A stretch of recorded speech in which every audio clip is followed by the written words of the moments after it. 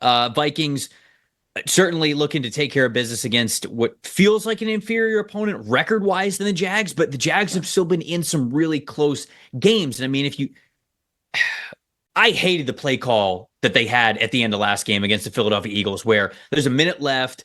It's 1st and 10. They're 13 yards away from the end zone. They're only down 5. I mean, they got a chance to win this thing in Philadelphia, and they end up. It's a play call that I didn't love with a wheel route to a running back that you have yet to give a target to that game in Dearness Johnson. And I didn't love Trevor Lawrence's decision either to go straight to it and actually throw that football the way that the coverage was playing out. So I think it was just bad all around. But the Jags still feel like a team that is better than their record. The Vikings, they can't take them lightly. What do you think about this one, Carmen? Where is your matchup that matters here?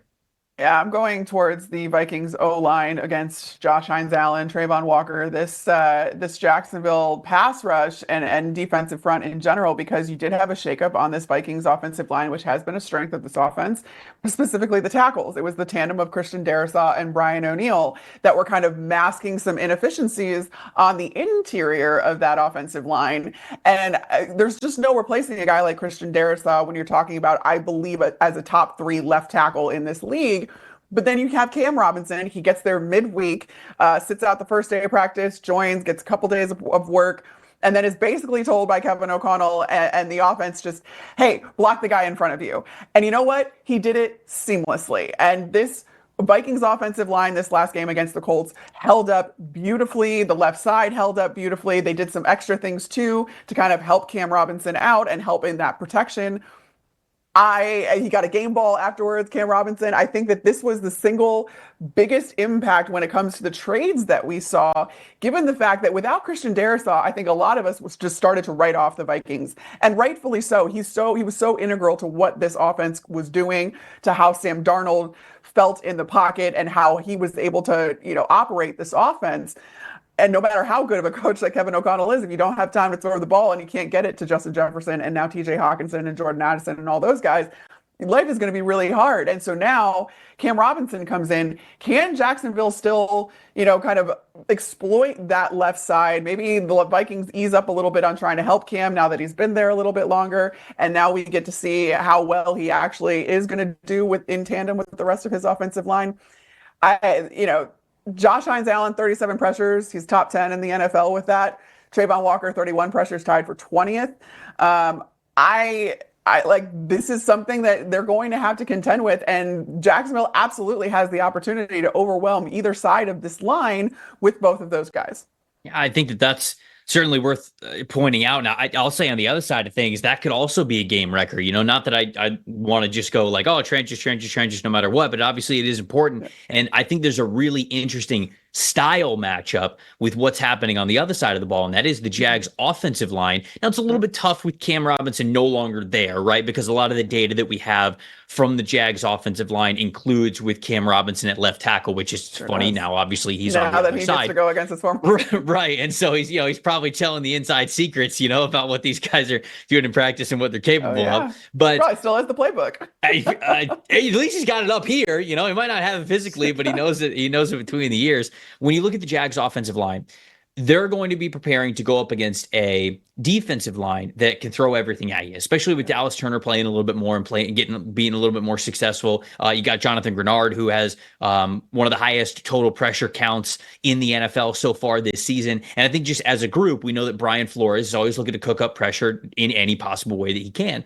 When you look at the Jags offensive line this year, 17 pressures versus the blitz this season. That's 4th in the NFL. But they're 8th in pressure percentage allowed. Now, they have they're 4th in the fewest amount of pressures that they have given up versus the blitz, but they're also a bottom 10 team in how many total blitzes they have seen. So they just have not played a lot of teams that are blitzing them. Now, I'm not necessarily sure if that's like teams don't think they have to blitz to get pressure against the Jags, or if it's a style thing. Hey, this team doesn't really blitz as much as they normally do, or as other teams that you're going to find. We know that the Vikings are going to do it. And so the stat that I continue to gravitate towards is that even though they're few in total pressure numbers, the Jags versus the blitz, they are 8th in pressure percentage. So I think that this is an area where the Vikings and just who they are stylistically can have an advantage against the Jacksonville Jaguars. And that's where I get really nervous about this offensive line in this specific matchup of how they are matching up against this defense, which really likes to throw a lot of different things at you. So to me, that's a major matchup that matters here. And on the offensive side of things, still with Jacksonville, my plus factor is Travis Etienne. Mm-hmm. Travis Etienne kind of comes back from injury. Now I get it's a hamstring injury. You know, you don't want to rush guys back from a hamstring injury. But we've said before on this show, whether it's been you saying this or me saying this, I think that we've, gone around and both said this at some point in time. The Jags, for as much as they want to be a team that pushes the ball deep down the field, if they don't run the ball, they don't win. Like that's just that's been their script basically since going back to last year. Sure, they want to be an aired out team, but it only works if they can really run the ball efficiently, I should say. It doesn't have to be a high volume, but efficiently. Last week, Travis Etienne only played 31% of the offensive snaps compared to over 50% that Tank Bigsby got. And Travis Etienne really barely played down the stretch, second half of the third quarter and in the fourth quarter. So he's their most talented back. He gives them the most explosive ability. He gives them the highest missed tackles force percentage and possibility. He could be a guy that gets you yards after catch. I know, or yards after contact, I should say. Certainly yards after catch as well. He has that in his wheelhouse too. To me, if you don't get him going, I think they're going to be missing a big chunk of this offense, especially with the injuries that they have dealt with on the receiving side of things too. So Jags offensive line, big time matchup that matters and how they deal with the pressure of the Vikings. But then also the big X factor has to be Travis Etienne getting more involved than what we saw last week. Yeah, I like that call out, especially because it takes a tremendous amount of football IQ when you are playing this Vikings defense. And because of the fact that not only are they going to blitz you, but they're going to do it in a lot of creative ways. So that's up to the offensive line to identify. That's up to Trevor Lawrence on identifying it. And then if you can add a run game kind of dimension to that, that's going to slow things down. And that's really going to round things out and give you a shot, at least mitigating so that the Minnesota Vikings don't get to sell out on the pass rush every single time.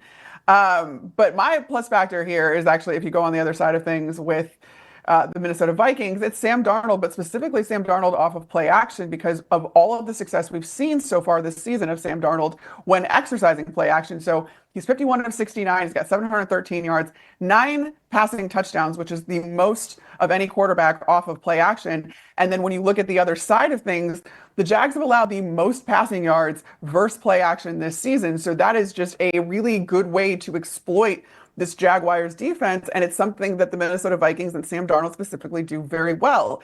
So I really do think that that's going to kind of dictate exactly how well Sam Darnold does do, especially when you're talking about maybe there's question marks now along the offensive line, and you are going to have a couple of guys coming after you in Trayvon Walker and Josh Hines-Allen.